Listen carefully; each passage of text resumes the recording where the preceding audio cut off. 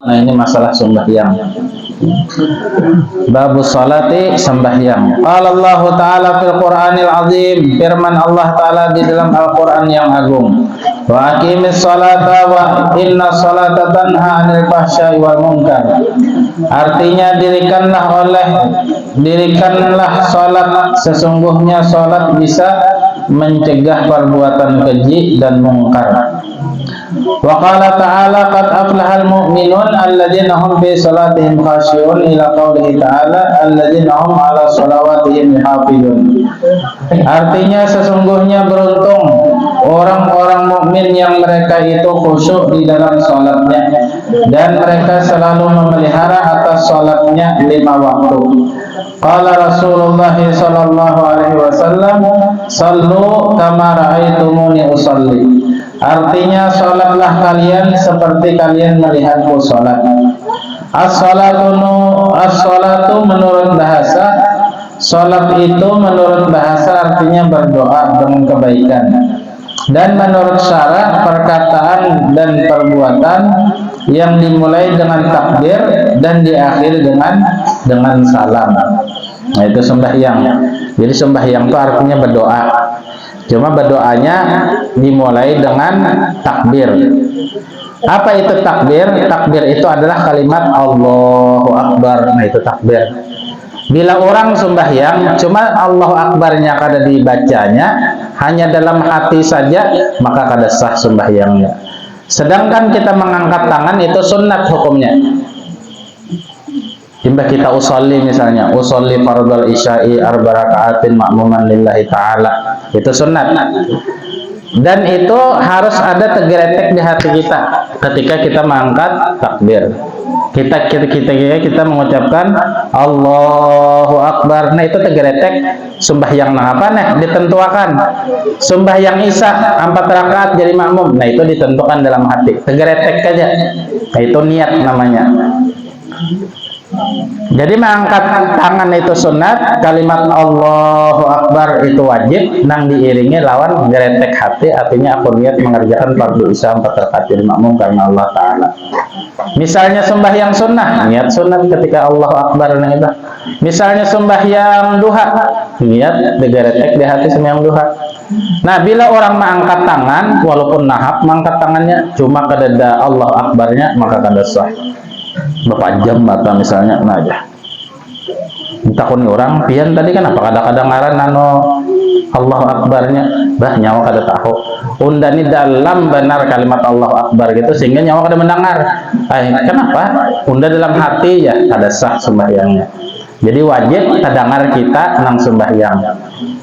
Amun jadi imam wajib makmum mendengar. Makmum mendengar amun jadi imam. Itu. Qala Nabi sallallahu alaihi wasallam sallu kama ra'aitumuni usalli. Al-hadisa. Salatlah kalian sebagaimana aku salat.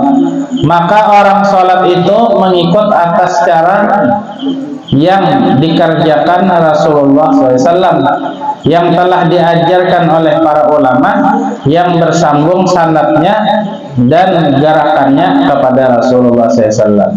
Nah, jadi sembahyang itu diajarkan Nabi kepada sahabat, tabiin, tabiin sampai kita ini. Jadi kadang asal-asalan ada, cuma bersanad. Artinya bersanad itu berguru, walaupun ada tulisannya misalnya, cuma lebih afdal lagi ibarat ada kata tulisannya. Nah, itu lebih afdal lagi. Tapi aman kadada, yaitu sanadnya sudah. Guru kita melajari kita tuh sanad. Sanad nang kada tertulis ngarannya. Iya kah? Nah, sama Tambela. Ini kan Tambela ngarannya ya Allah. Mana sanadnya ya kampung Tambela ini? Siapa nang mangarannya? Ya kadada. Artinya turun temurun sudah nah. Pokoknya ini mulai bahari Tambela. Aku mendengar dari abahku ini Tambela. Aku mendengar dari kakekku ini ngarannya Tambela. Aku mendengar dari datuk, nah turun temurun. Men orang menakuni mana tulisannya aja. Mana sanadnya ya? Kada perlu karena turun temurun itu sudah sanad namanya. Ya kah? Kita nih berada di Kalimantan Selatan, mana sanadnya ya? Siapa yang pertama kali mengarang di Kalimantan Selatan? Kada perlu, karena turun temurun sudah. turun temurun. Jadi kemasyhuran satu nama, satu gerakan, satu perbuatan itu adalah sanad. Amun tulisannya kita dari Habib Salim misalnya Asyatiri, dari Guru Sidin Habib Ali, dari Guru Sidin Habib Ali Al-Habsyi, dari Guru Sidin misalnya Habib Idrus bin Umar Al-Habsyi, dari Guru Sidin Habib Abdullah bin Husain bin Tahir sampai ke atas misalnya. Nah, itu sanad nama-nama tulisannya. Cuma gerakannya dan lain sebagainya itu adalah sanad nang kada tertulis. Jadi sanad itu ada nang tertulis, ada nang kada tertulis. Kemudian sholat memiliki rupa yang zahir, yaitu gerakan-gerakan di dalam sholat, seperti mengangkat kedua tangan di waktu takbir, ruku, i'tidal, dan sujud. Nah, ini kan ada rupanya dan lain-lain.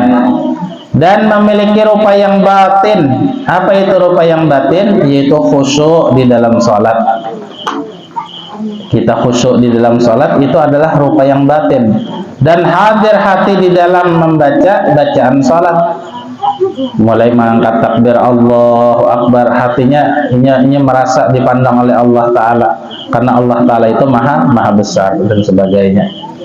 Kemudian ini membaca inna sholati wa nusuki wa mahyaya wa mamati lillahi rabbil alamin. Nah, ini memandiri Tuhan. Ya Allah, sesungguhnya hidup ulun, mati ulun, usaha ulun, ibadah ulun karena pian Tuhan sekalian alam. Nah, ini memandiri Tuhan, memandiri Allah Ta'ala. Makanya ujian Nabi kan innamal musalli munaji rabbah.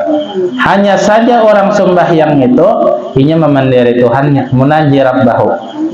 Munaji itu artinya memenderi, berbicara lawan Allah Ta'ala. Makanya perbuatan yang paling mulia yang dikerjakan oleh hamba, gerakan badan adalah sembahyang.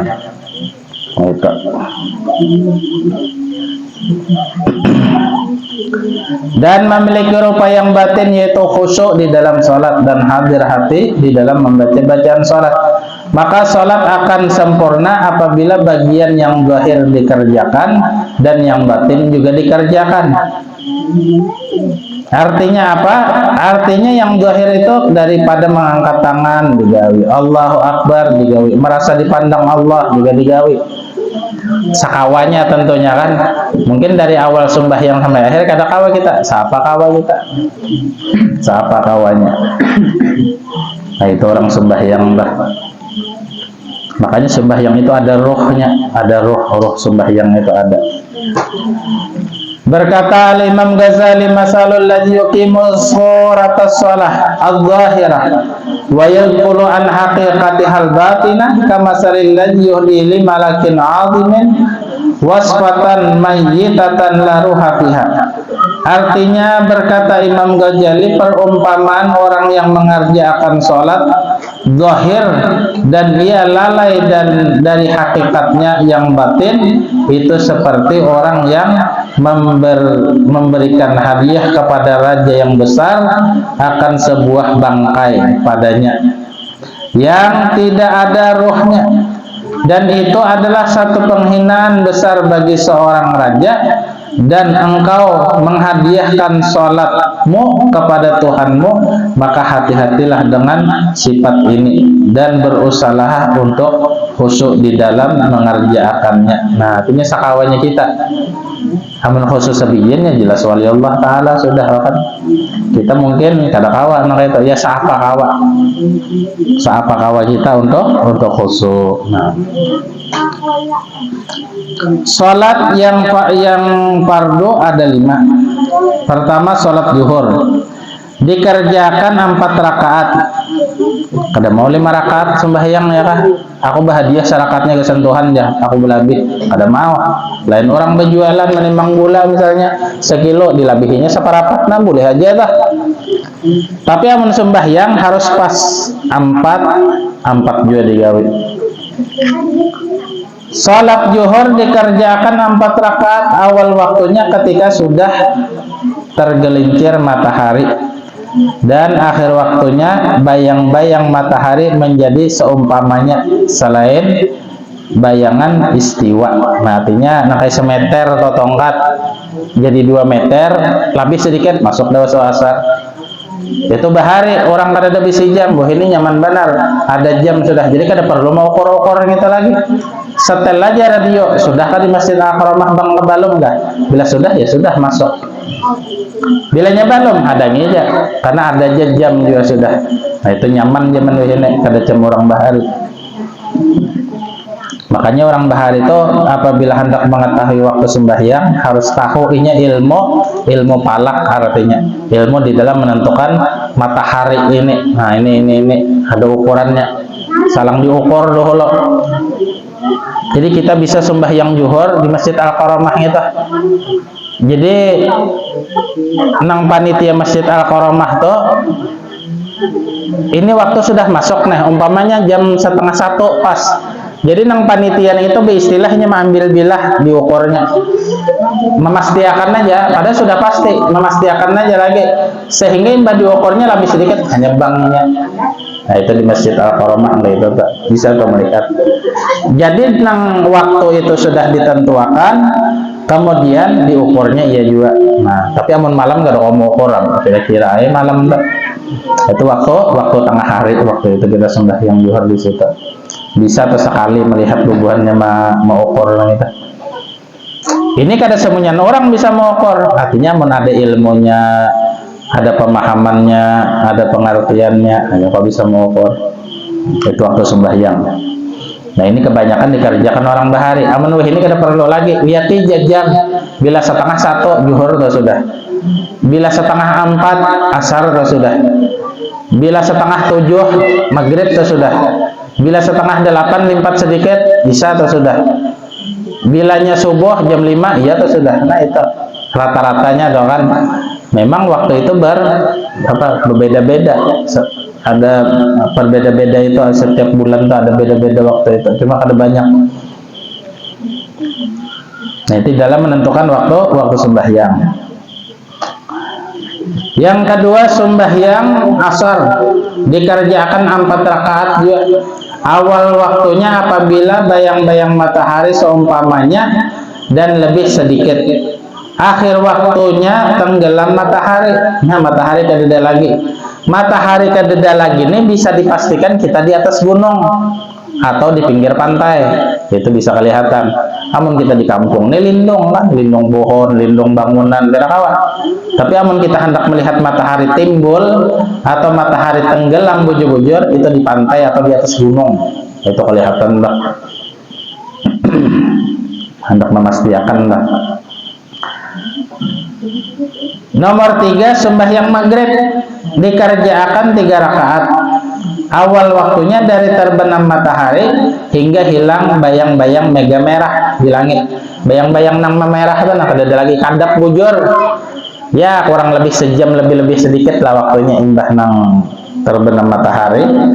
Itu lebih aja sejam ya sejam 10 menit lah masuk dah waktu isya. Sejam 10 menit. Guru muas bahari bila sejam tuh isam sudah aja sidin. Bisa terkumpul lawan guru muas di Matapura atau bahari ada acara orang baca doa selamat, orang bahajat, sembahyang hajat juga.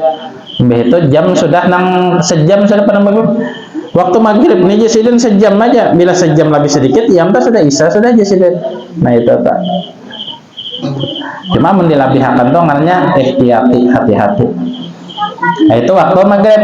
Dan yang keempat sholat isya dikerjakan 4 rakaat. Awal waktunya dari hilang mega merah di langit sampai terbitlah fajar sodik. Yang kelima sholat subuh dikerjakan 2 rakaat awal waktunya ketika terbit fajar sodik hingga terbitnya matahari. Nah ini jam 7 apa yang subuh boleh lah, boleh. Itu koboan namanya. Jam 8 bang boleh lah, boleh. Cuma jangan disengaja, aman disengaja ya berdosa lah.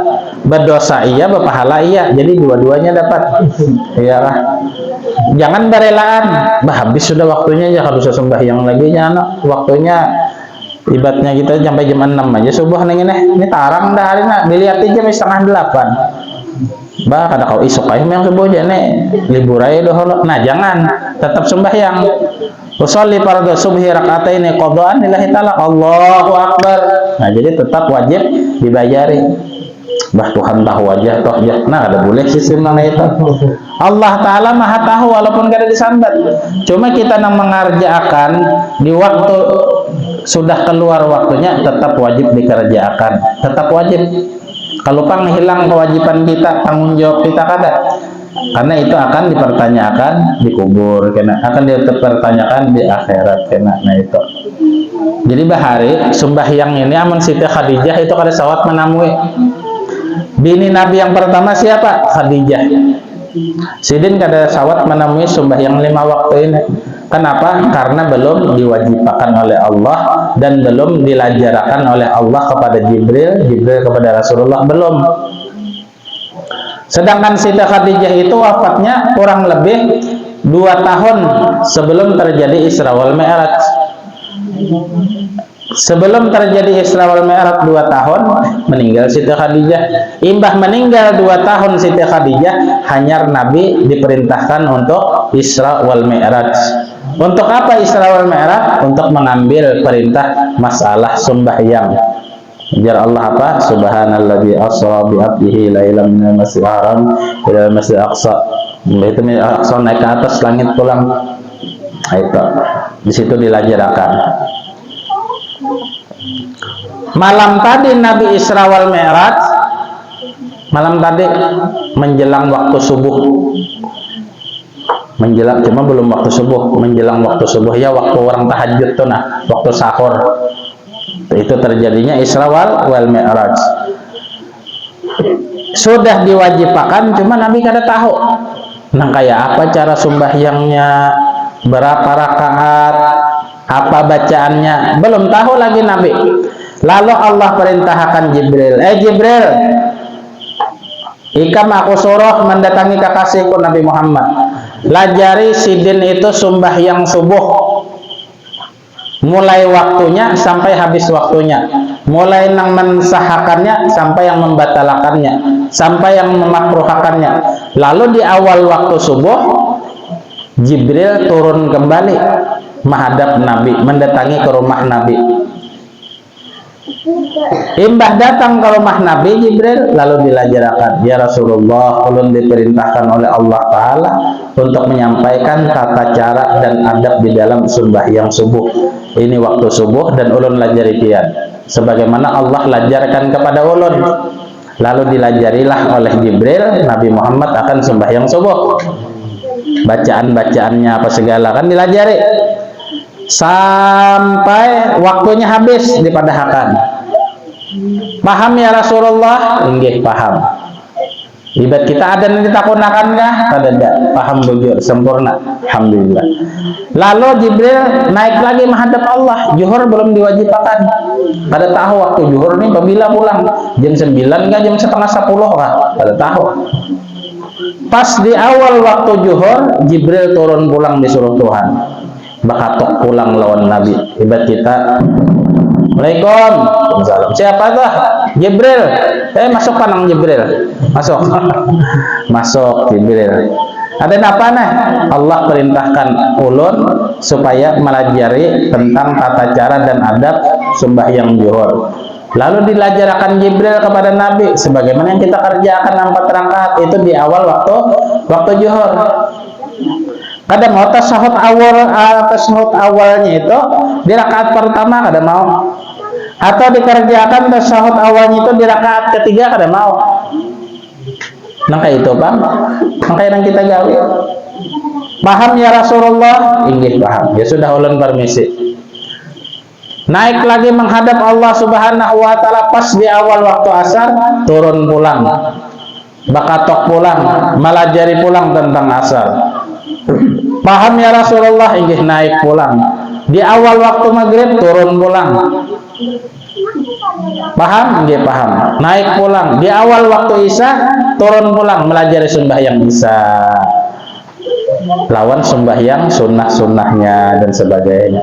Nah, itu bahari kisahnya dalam hadis anu Jibril diperintahkan oleh Allah Ta'ala melajari sembahyang yang itu sesuai dengan waktunya masing-masing.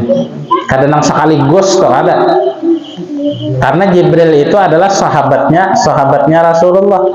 Bila ada napa-napa sesuatu yang memudaratkan Nabi, itu Jibril yang membisiki.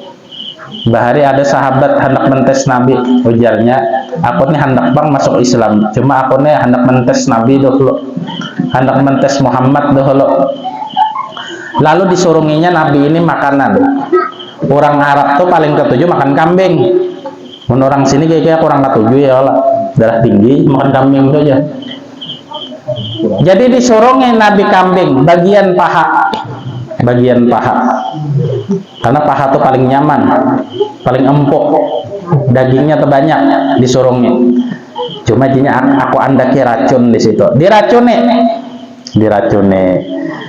Ketika inya ini hendak menyurung makanan, inya berpender dalam hati. Amunnya Nabi Muhammad ini bujur-bujur Nabi, bujur-bujur Rasul, pasti inya ini akan selamat dan tahu makanan ini beracun. Tapi bila inya pura-pura jadi nabi, kekesahan jadi nabi, mengaramput aja jadi nabi supaya dihormati orang, maka inya akan mati dengan racunku ini yang dihidangkan di kambing ini itu tadi. Lalu disuruhlah makanan. Nabi sudah hendak memakan, lalu dagingnya ini berpender. Nang mana orang nggak ada mendengar, kadang mendengar orang, Nabi aja nang paham. Artinya ya Rasulullah, pian jangan makan ulun, sesungguhnya ulun ini diandaki oleh ampun makanan ini racun supaya pian mati. Dan inya mentes pian bujur kada pianin Nabi. Amun pian kada Nabi, pian memakan ulun dan pian akan mati secara nang keracunannya ta. Tahu Nabi makanan ini beracun karena makanan ini sendiri nang berpender, lalu Nabi menolak. Kenapa pian kada memakan wahai Nabi Muhammad? Makanan sudah ulun surung, susah payah ulun menyembelih kambing, menghidangkan lawan pian, bermodal sudah. Ada Jesiden. Ini makanan beracun. Ikan meracuni aku, hendak membunuh aku. Nah, lalu inya tersupane dan inya pun mengaku bahwasanya hendak mentes saja dan bertaubat kepada Rasulullah SAW. Saksikan wahai Rasulullah, asyhadu an la ilaha illallah wa asyhadu annaka Muhammadar Rasulullah sallallahu alaihi wasallam. Biman hendak mentes, bah makan Nabi ini kegesahan aja jadi Nabi kada dan masuk Islamnya mulai bahari. Dan kumpulnya kita malam Selasa aja. Malam Minggu nah. Ini adalah laksana percikan mukjizat Nabi Muhammad. Nah, itu. Artinya kita mencari keberkahan Nabi di sini, mencari syafaatnya Nabi di sini. Karena Nabi itu diutus ke alam semesta ini aja sidin, innama buistu muallima. Ibu untung betua di sidin. Ketahuilah aku ini dikirim Allah ke bumi kada lain kada bukan untuk melajarkan ilmu agama. Kita boleh melajari ilmu yang umum, ilmu dunia, ilmu usaha, ilmu dagang boleh. Cuma kita harus tahu ilmu agamanya nang kayak apa, ilmu beribadahnya nang kayak apa, tata cara nang benar nang kayak apa, menyambat huruf nang kayak apa. Itu perlu. Makharijul huruf. Jangan huruf sin lawan shad lawan ta sama berataan. Huruf dal lawan dot lawan jim sama berataan. Ya nang bila jadi imam ijazah nah sama itu kada bujur, maka kita harus belajar. Dan kita belajar agama ini kada ada islah sopan, karena di situ akan ada datang hari kebangkitan, akan datang hari dikubur, akan datang hari pertanyaan nanti di akhirat. Jadi kita perlu siapkan. Kadang menyiapkan gasan nang ini itu untuk dunia aja kada, tapi kita persiapkan untuk masa depan kita. Itulah hakikatnya masa depan. A'dzarus shalah, halangan-halangan sembahyang. Nah, ini halangan-halangan salat adalah tidur, lupa, menghimpun ikrah. Nah, ini adalah halangan-halangan sembahyang. Tidur artinya teguring ini dasar kada mendengar orang bang, ada mendengar kada tahu. Begitu bangun keluar waktunya, itu maka dimaafkan, tetap wajib sembahyang juga. Lupa kada ingat, ini kan sifat orang gila. Lihat ya, orang gila kada wajib lagi sembahyang. Orang gila hendaklah kada wajib sembahyang, gila dulu. Nah, itu. Jadi gila itu kada diwajibkan Tuhan, diangkat pulpennya itu rupiatil aklam. Tapi bila inya waras-waras saja, tahu aja di warna duit ini 100.000, ini 50.000, tahu aja, maka inya tetap wajib sembahyang. Menghimpun di sini adalah bihur asar nang digabungnya waktu nang musafir, Pak. Ikrah ini diancam orang. Uji Belanda misalnya lawan pahlawan bahari, awas jika mau sembahyang aku mati. Nah, mau kada mau tuh kada sembahyang, cuma kena niat mengkobok. Bila sudah bebas, itu ikrah namanya. Dan syarat wajib sholat Islam, balik, berakal, suci dari haid dan nifas, sampai dakwah. Maknanya sampai dakwah Islam kepadanya, dan bukan orang yang tidak tahu sama sekali tentang Islam, seperti orang yang hidup di dalam hutan misalnya. Nah, bukan primitif tuh misalnya kada danang berdakwah, maka mereka kada diadab di akhirat, karena memang kada tahu Islam itu apa, sembahyang itu apa, kada tahu. Tapi amoninya tahu, maka wajib. Dari sejak lahir dan sampai belum pernah bergaul dengan Islam, atau hidup di suatu pulau yang tidak pernah Islam terdengar padanya. Nah, ini kada apa-apa, karena dasar kada tahu tadi. Dan sampai padanya dan semacamnya, selamat panca indera yang 5, yaitu ia bisa mendengar dan dengan baik, ia bisa melihat, ia bisa merasa, ia bisa mencium, ia bisa meraba. Nah, ini namun sudah pikun ya nang ada wajib lagi. Kai misalnya atau nini pikun sudah, nek johor sudah, nek aku tuhuk bahari sudah sembahyang jasiden. Nah, lain sesahutan. Orang pikun tuh kan bahasa kasarnya model disambet gila, kada juga bang ya kala. Cuma nang setengah gila sudah, kada tahu, kada paham sudah, linglong. Jam orang nang tolak haji tahun tadi linglong. Ujar pramugari di dalam pesawat, hendak ke mana? Pian kai. Aku hendak mengumpani ayamku dulu di sini, kenapa boleh kemari? Pesawatnya sudah terabang. Ada kawa pian kaya duduk. Kaina setumat lagi turun pesawatnya aja, pramugari paksa nang dikaramputi juga. Nah, ini pikun namanya. Pesawat sudah terbang, ujar sidin aku kada ingat mengumpani ayamku. Nah, jadi banyak di Makkah itu, nang tahun inilah kejadiannya, orang nang haji itu banyak nang pikun, banyak lanjut usia. Makanya bila hendak ke Makkah itu jangan tuha benar, apa yang ada di ada tuh kainai bila ada. Nah, itu jadi kejadian Makkah misalnya di kampung mahir membungkang, di sana dibunguli orang juga. Nah, itu karena Makkah itu tempat yang suci dan doa itu lakas takabul. Bila sampai ke sana kada boleh berpandir nang macam-macam kecuali nang bagus-bagus saja. Hendak ke mana ikam? Hendak ke sana. Kada usah kalau kita terjerongkok ya, bojo. Jadi kata-kata itu nang bagus di sana, karena itu doanya paling lakas dikabulkan. Makanya kan bila ada di kampung kita orang nang hendak tulak haji atau tulak umrah, kita minta doakan akulah mudahan sampai ke sana juga, doakan akulah mudahan lancar usaha, doakan akulah mudahan kawin umpamanya. Nah, itu jadi minta doakan, karena doa orang di sana tuh mustajab, kabul. Mudahan kita sampai ke sana berat-berat. Sudah sampai di sana berdoa nang apa aja kita insya Allah dikabulkan Allah Ta'ala. Apalagi di depan Multazam itu di antara ini lawangnya Ka'bah, ini Hajar Aswad, nah di Bunjo sini, nah ini lawang Ka'bah, nah di sini ini Multazam ngarannya. Itu jan Nabi, barang siapa umatku nang berdoa di situ pasti dikabulkan oleh Allah Subhanahu wa Ta'ala. Apalagi jauh-jauh tulakan, jauh-jauh dari Tambela misalnya tulak mengumpulkan duit hari-hari niat untuk menyampaikan seruan Allah Ta'ala, panggilan Allah Ta'ala, kada bertahan lagi kabul.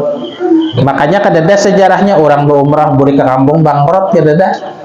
Orang berhaji boleh ke kampung bangkrut, kadada.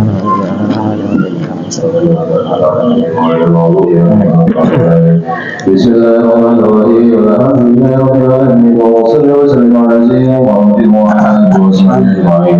Allahumma salli wa sallim ala sayyidina Muhammadin bil awwalin wa salli wa sallim ala sayyidina Muhammadin bil akhirin wa salli wa sallim ala sayyidina Muhammadin fi kulli waqtin wa hin wa salli wa sallim ala sayyidina Muhammadin hatta tadhurru wa anta khairul warithin. اللهم اجعل وصيره من رمضان سواء ونغفر القران العظيم وقبول منه الى وصلى على النبي وسلم فيها جميعا هدية واصلة ورحمة نازلة وقربة شاملة وصلاة مقبولة نقدم لكم بفضل سيدنا رسول الله صاحب الشفاعة والقائم سيدنا محمد بن وسائر الانبياء والمرسلين والصحابة والتابعين والتابعين للاولياء والعلماء والشهداء والصالحين ثم الى سيدنا محمد بن عبد الله وصحبه وقوله وسنن الهدي الخليفة محمد السلام والشيخ محمد بن والنبي محمد بن سعد الصالحين واولاده وذريته وجنوده محمد بن محمد بن محمد الرازي وقل احوال المصلي وقل المقام بشرط القادر الى الشيخ محمد بن خالد السلام الابدي ثم الى اخوانه الشيخ محمد رشاد بن محمد الشيخ محمد بن الشيخ محمد سيد الرحمن ثم الى اخوانه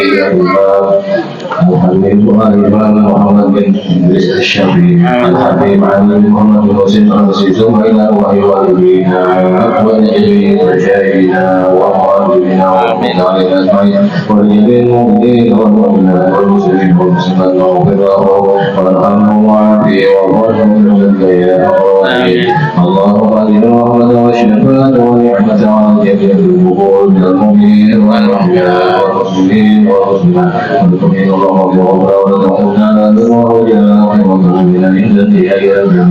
من الدنيا اللهم لا اله الا الله سيدنا محمد رسول الله اللهم احينا بالايمان وامنا في جمله الايمان برحمتك يا رحيم يا رحمن اللهم صل وسلم عنا ولا تجعل برحمتك يا رحيم وصلى الله على سيدنا محمد وعلى اله وصحبه وسلم والحمد لله رب العالمين يا حبيبي يا مصطفى وقاسينا وقنا يا حبيبي يا مصطفى وقاسينا